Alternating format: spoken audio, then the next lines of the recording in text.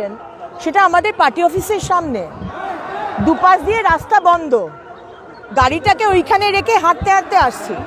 ডাক্তাররা ভাবছেন যে আমি বোধহয় ওনাদের আন্দোলনে যোগদান দিতে এসেছি। সম্পূর্ণভাবে সাপোর্ট করি, কিন্তু আমি ওনাদের আন্দোলনে রাজনৈতিক রং লাগাতে আসিনি। সিবিআই যদি বিচার না দিতে পারে, সিবিআইয়ের এগেনস্টেও আন্দোলন হবে, এইটুকু বিশ্বাস। কাউকে ছেড়ে কথা বলবো না। আর আবারও বলবো, জুনিয়র ডাক্তারদের আন্দোলনে সম্পূর্ণভাবে বিজেপি আছে, কিন্তু বিজেপি স্টেট অফিসে যদি কেউ কাজে আসে, রাস্তাটা একই, তাদের বোঝা দরকার আমি তাদের আন্দোলনে রং লাগাতে আসেনি।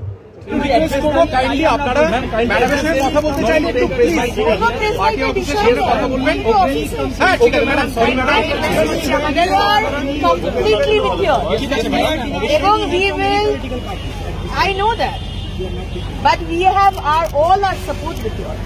এটা বলা আমাদের মেসেজটাও খুব লাউড যে আমরা we are very proud of you. আমরা কোনরকম কোনো পলিটিক্যাল ইনফরমেশন এক বিন্দু চাই না।